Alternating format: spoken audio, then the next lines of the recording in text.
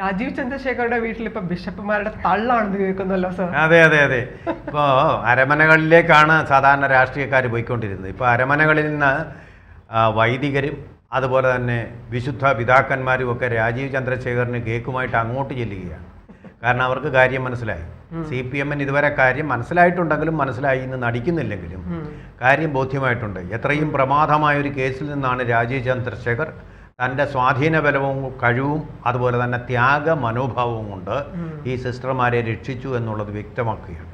ത്യാഗ മനോഭാവം എന്ന് സാർ ഉദ്ദേശിച്ചത്? ത്യാഗ മനോഭാവം എന്ന് പറഞ്ഞാൽ അദ്ദേഹം അവിടെ പോയി പാർട്ടിക്കാരോട് വാദിച്ച് അദ്ദേഹം ഇവിടെ പാർട്ടി പ്രവർത്തനം നടത്തേണ്ട ആള് അദ്ദേഹത്തിന്റെ ആളുകളെ ഉപയോഗിച്ചുകൊണ്ട് അനൂപ് ആന്റണിയെ പോലുള്ള ആൾക്കാരെ ആദ്യം മുതൽ തന്നെ അവിടെ നിർത്തിക്കൊണ്ട് നിയോഗിച്ചുകൊണ്ട് പാർട്ടി പ്രവർത്തനം ഇവിടെ തെരഞ്ഞെടുപ്പ് വരികയാണ്, തദ്ദേശ തെരഞ്ഞെടുപ്പ്. അപ്പോൾ അവിടെയൊക്കെ ഒരുപാട് കാര്യങ്ങൾ ഇവർക്ക് ബൂത്ത് തലം മുതൽ ചെയ്യാനുണ്ട്. അതിൻ്റെ എല്ലാം സമയം ഈ സിസ്റ്റർമാർക്ക് വേണ്ടി മാറ്റി വെപ്പിച്ചുകൊണ്ട് അതിലേക്ക് ഫോക്കസ് ചെയ്തു, ഛത്തീസ്ഗഡിലേക്ക് ഫോക്കസ് ചെയ്തുകൊണ്ട് അവരുടെ മോചനവും ഉറപ്പാക്കി. സാർ, ഞാനിതിനിടയിൽ ഒരു വിമർശനം പറഞ്ഞോട്ടെ സാർ? പറഞ്ഞോളൂ സാർ. ഈ ത്യാഗം എന്ന് പറഞ്ഞ് ഞാനൊന്ന് ഒരു ചെറിയൊരു കളിയാക്കലിന്റെ രീതിയിൽ ചോദിക്കാൻ കാരണം, രാജീവ് ചന്ദ്രശേഖർ നമ്മുടെ ഹിന്ദുക്കളെ ത്യജിച്ചുകൊണ്ടല്ലേ ക്രിസ്ത്യൻസിന്റെ മൈനോറിറ്റി എന്ന് പറഞ്ഞിട്ട് അവർ പുറകെ പോയതല്ലേ എന്നാണ് എൻ്റെ ഒരു ചോദ്യം. കാരണം ഇദ്ദേഹം ഇത് ചെയ്തതിൽ ഏറ്റവും അമർഷം ഉള്ളവര് ഹിന്ദുക്കളാണ് സാർ. കാരണം ഇങ്ങനെ ഹിന്ദുക്കളുടെ ഒരു കൺവേർഷന്റെ സ്ഥലമാണ് അവിടെ വന്നിരിക്കുന്നത്, മനസ്സിലായോ? അപ്പൊ നമ്മള് ഇവിടെ അപ്പൊ ഹിന്ദുക്കളുടെ വോട്ട് അദ്ദേഹത്തിന് വേണ്ടേ? പറഞ്ഞത് ശരിയാണ്, അഞ്ജന പറഞ്ഞതിൽ വാസ്തവമുണ്ട്. ഹിന്ദുക്കളുടെ അല്ല, അവര് അവിടെ ആദിവാസികൾ എന്ന് പറയുന്നത് ഹിന്ദുക്കളുമായിട്ടല്ല ഐഡന്റിഫൈ ചെയ്യുന്നത്. ആദിവാസി ജനത മുഴുവൻ ഇന്ത്യയിൽ വ്യക്തമാണ് അവരുടെ ഒരു സംസ്കാരവുമായിട്ട് ഐഡന്റിഫൈ ചെയ്യുന്നത്. അത് വ്യത്യസ്തവും ഈ നാനാത്വത്തിൽ ഏകത്വം എന്ന് പറയുന്നതിൻ്റെ വലിയൊരു പ്രദർശന ഉത്സവവുമാണത്. കാരണം അവരുടെ ഹിന്ദുമതവുമായിട്ട് ബന്ധപ്പെട്ട് തന്നെയുള്ള ഈ 56 കോടി ദൈവങ്ങളുണ്ടെന്ന് പറയുന്നതിൽ പെട്ട ഗിരി ദൈവങ്ങളും അമ്മ ദൈവങ്ങളുമാണ് അവരുടെ. നമ്മുടെ വയനാട്ടിലായാലും ഇരുളർക്കിടയിലായാലും കാണികൾക്കിടയിലായാലും എല്ലാം അമ്മ ദൈവങ്ങളാണ്. സ്ത്രീകൾക്ക് പ്രാധാന്യമുള്ള സ്ത്രീപക്ഷമായിട്ടുള്ള ദൈവങ്ങളാണ് അവർക്കുള്ളത്. അവരുടെ ആചാര രീതികളും വളരെ നമ്മുടെ ഈ ക്ഷേത്ര സംസ്കാരവുമായി ബന്ധപ്പെട്ടൊന്നുമല്ല. ക്ഷേത്രങ്ങളിലൊന്നും ഇവർ പോകാറില്ല. അവരുടെ സംസ്കാരം വരെ ഗോത്ര സംസ്കാരം എന്ന് പറയും. ഹിന്ദുമതത്തിൽ തന്നെ പെട്ടവരാണ്. ഹിന്ദുമതത്തിൽ ഓരോ വിഭാഗത്തിനും ഓരോ തരത്തിലുള്ള ആചാരങ്ങളാണല്ലോ. അതാണ് ഈ നാനാത്വത്തിൽ പിന്നെ ഏകത്വം എന്നുള്ളതിന്റെ ബഹിർസ്ഫുരണം തന്നെയാണത്. അതും അത് തന്നെ എല്ലാം ഒന്ന് തന്നെ. ഇപ്പൊ ചാർവാകൻ എന്ന് പറയുന്നത് ഹിന്ദുമതത്തിന്റെ ഭാഗമാണ്. ഈശ്വരൻ ലോകായുധന്മാരെന്ന് പറയുന്നതും ഹിന്ദുമതത്തിന്റെ ഭാഗമാണ്. ഈശ്വരനെ നിഷേധിക്കുന്നവർ പ്രജ്ഞാവാദക്കാരും എല്ലാം തന്നെ ഇതിന്റെ ഭാഗം തന്നെയാണ്. എല്ലാവരെയും ഉൾക്കൊള്ളുന്ന ഒരു മതമാണ്. അതിനാണ് ഏകശിലാരൂപമില്ല. അതിന്റെ ബഹുശിലകളിൽ ഒന്നാണ് ഈ ആദിവാസികൾ എന്ന് പറയുന്ന അവരുടെ ഗോത്ര സംസ്കാരവും. അത് സംരക്ഷിക്കപ്പെടേണ്ട ഒന്നാണ്. ആ സംസ്കാരത്തിൽ നിന്ന് മാറ്റി അവരെ വേറൊരു പാശ്ചാത്യ സംസ്കാരത്തിലേക്ക് കൊണ്ടുപോകുമ്പോൾ അവർക്ക് നഷ്ടപ്പെടുന്ന ഒന്നുണ്ട്. അതെന്താണോ അതിനാണ് നമ്മൾ സ്വത്വം എന്ന് പറയുന്നത്. അവരുടെ ഐഡന്റിറ്റി. അവരുടെ ഐഡന്റിറ്റി ക്രൈസിസിലേക്ക് അവർ കൊണ്ടുപോവുക. അതിന്റെ ഫലമായിട്ട് അവിടെ സംഘർഷങ്ങൾ ഉണ്ടായിട്ടുണ്ട്. മതം മാറിയവരും മതം മാറാത്തവരുമായിട്ടുള്ള സംഘർഷങ്ങൾ. അവർക്ക് അമർഷമാണ് സാർ. അവരുടെ ആൾക്കാരുടെ ഇടയിൽ നിന്നിട്ട് വേറൊരു മതം സ്വീകരിച്ച് ഈ ബജ്രംഗ് ദൾ കാണിച്ചത് അവിടെ. അഞ്ജന പറഞ്ഞത് 100% ശരിയാണ്. അതുകൊണ്ടാണ് ഹേമന്ത് സോറൻ എന്ന് പറയുന്ന കോൺഗ്രസ് നേതാവായിട്ടുള്ള അവിടുത്തെ പ്രതിപക്ഷ നേതാവ് ഒരക്ഷരം കമാന്നൊരക്ഷരം മിണ്ടാഞ്ഞത്. ഇപ്പോൾ ഈ അരമനയിലുള്ള ചില ആൾക്കാരൊക്കെ ക്രിസ്ത്യാനികളെ തെറ്റിദ്ധരിപ്പിക്കാൻ വേണ്ടി പറയുന്നുണ്ട് സുരേഷ് ഗോപി ഒന്നും മിണ്ടിയില്ല. നിങ്ങളുടെ ഹേമന്ത് സോറൻ എന്തെങ്കിലും മിണ്ടിയോ? കോൺഗ്രസിന്റെ 35 MLA-മാരുണ്ട്, കുറഞ്ഞ നമ്പരൊന്നുമല്ല. അവരിൽ ആരെങ്കിലും ഒരു അക്ഷരം പറഞ്ഞു? കാരണം എന്താ? ആ സംസ്ഥാനത്തിന്റെ താല്പര്യം, ആദിവാസികളുടെ താല്പര്യം, അത് വളരെ പ്രധാനമാണ്.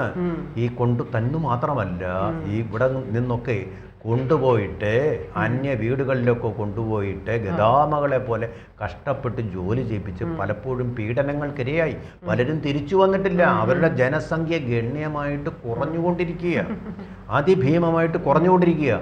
അപ്പം അങ്ങനെയുള്ളവർ വല്ലാത്ത ഇങ്ങനെ വേറെ ആരെങ്കിലും പോയിരുന്നു എങ്കിൽ മതം മാറ്റാൻ അവർക്ക് തിരിച്ചു വരാൻ പറ്റില്ലായിരുന്നു, ജയിലിൽ കിടക്കേണ്ടി വന്നേനെയും. എന്ന് മാത്രമല്ല വളരെ സെൻസിറ്റീവ് ഏരിയാസ് ആണ്. ഛത്തീസ്ഗഡ് ഒരു കന്യാസ്ത്രീയും കാലെടുത്ത് കുത്തുകയില്ലായിരുന്നു.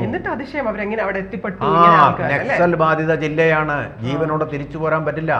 അമിത്ഷാ എന്ന് പറയുന്ന മനുഷ്യന്റെ ത്യാഗബുദ്ധിയിൽ ഉച്ച പ്രവർത്തനം കൊണ്ട് തന്നെ കർമ്മനിരതരായി ഇച്ഛാശക്തിയോടുകൂടി അദ്ദേഹം നടത്തിയ പ്രവർത്തനങ്ങളുടെ ഫലമായിട്ടാണ് ഒരുപാട് CRPF ജവാന്മാരുടെ, പോലീസുകാരുടെ, പട്ടാളക്കാരുടെയൊക്കെ ജീവൻ ത്യജിച്ചുകൊണ്ട് നടത്തിയ ഒരു മിഷനറി സീലോടുകൂടിയ പ്രവർത്തനത്തിന്റെ ഫലമായിട്ടാണ് അവിടെ നക്സൽ മുക്തമായിക്കൊണ്ടിരിക്കുന്നത്. അപ്പൊ എന്തായാലും രാജീവ് ചന്ദ്രശേഖരന് പൂജിച്ച് അത് അങ്ങനെയുള്ള ഒരു ഡിഫിക്കൽട്ട് ഏരിയയിലാണ്, ഡിഫിക്കൽട്ട് ടെറൈനിലാണ് ഇവർ പോയിരിക്കുന്നത്. അവിടെ പോയിട്ട് ഈ രണ്ടുപേരെ ആഗ്രയിലേക്ക് കൊണ്ടുപോകുന്നത് ഒരുപാട് സംശയങ്ങൾ ജനിപ്പിക്കുന്നു. വേറെ എങ്ങുമില്ലേ വീട്ടുപേർ ജോലിക്ക് ആളെ കിട്ടാൻ? ഗൾഫ് നാടുകളിൽ വരെ കിട്ടുന്നുണ്ടല്ലോ. ഇവിടെ തന്നെ ഈ ഒരു പ്രശ്നബാധിത മേഖലയിൽ നിന്ന് തന്നെ എടുക്കണമെന്നുണ്ടോ? അവിടുത്തെ എല്ലാം ഇപ്പം നിരീക്ഷിച്ചു കൊണ്ടിരിക്കുക കേന്ദ്ര ആഭ്യന്തര മന്ത്രാലയം, NIA. കാരണം എന്താണ്, അടുത്ത വർഷത്തോടു കൂടി മറ്റെല്ലാ സംസ്ഥാനങ്ങളെയും പോലുള്ള ഒരു സാധാരണ സംസ്ഥാനമായിട്ട് ഇതിനെ മാറ്റുക. ജമ്മു കാശ്മീരിനെ മാറ്റിയതുപോലെ, ട്രാൻസ്ഫോം ചെയ്തതുപോലെ അങ്ങനെ ട്രാൻസ്ഫോം ചെയ്യാനുള്ള ധീരമായൊരു ശ്രമത്തിലാണ് കേന്ദ്ര സർക്കാർ. അതിനിടയ്ക്ക് അവിടെ പോയി ചെളി കലക്കുക. ആ ചെളി കലക്കിയതിനിടയ്ക്ക് നിന്നും മീൻ പിടിക്കാൻ വേണ്ടിയിട്ട് കേരളത്തിലെ രാഷ്ട്രീയക്കാർ പുറപ്പെടുക. അതാണ് സംഭവിച്ചിരിക്കുന്നത്. ഇതിപ്പോൾ ജനങ്ങൾ ബുദ്ധിയുള്ള അച്ഛന്മാരും പട്ടക്കാരും അൽമാരും അറിഞ്ഞിരിക്കുന്നു. അതിൻ്റെ ഫലമായിട്ടാണ് അദ്ദേഹത്തിനെ വീട്ടിലേക്ക് പോയി ആ സൗമനസ്യം കാട്ടുന്നത്. അതാണ് യഥാർത്ഥമായിട്ടുള്ള വിവരമെന്ന് പറയുന്നത്. ഇങ്ങനെയുള്ള ഏരിയയിൽ ഒന്നുകിൽ സിസ്റ്റർമാർക്ക് അറിയാൻ വൈകത്വമുണ്ടോ, അല്ലെങ്കിൽ ഒരു സ്ക്രിപ്റ്റ് ഇതിൻ്റെ പിന്നിൽ ആരോ രചിച്ചത് കൊണ്ടോ സംഭവിച്ചു പോയ ഒന്നാണ്. ഇതുപോലുള്ള സംഭവങ്ങൾ പലരും ഉണ്ടായിട്ടുണ്ട്. കേരള ഗവൺമെന്റ് തന്നെ സിസ്റ്റർമാരെ അറസ്റ്റ് ചെയ്തിട്ടുണ്ടല്ലോ. ആ കേസിലും വിചാരണ നടക്കുന്നുണ്ടല്ലോ. ഇങ്ങനെ മതം മാറ്റുക എന്ന് പറയുന്നത് നിരോധിച്ചത് കോൺഗ്രസ് ആണ്. 1968 അവർ പാസ്സാക്കിയ ഒരു ബില്ലിലൂടെ. അതെപ്പോഴും അന്ന് ഛത്തീസ്ഗഡില്ല, അന്നുണ്ടായിരുന്നത് മധ്യപ്രദേശ്. ആ മധ്യപ്രദേശിലെ ആദിവാസികളെ വികസിപ്പിക്കാൻ വേണ്ടി, ഉദ്ധരിക്കാൻ വേണ്ടിയിട്ട് പ്രത്യേകമായിട്ട് ഉണ്ടാക്കിയിട്ടുള്ള ഒരു പുതിയ സംസ്ഥാനമാണ് ഛത്തീസ്ഗഡ്. മധ്യപ്രദേശിന്റെ ഭാഗമായിരുന്നു അത്. അതുകൊണ്ട് ആ നിയമം പ്രാബല്യത്തിലുണ്ട്.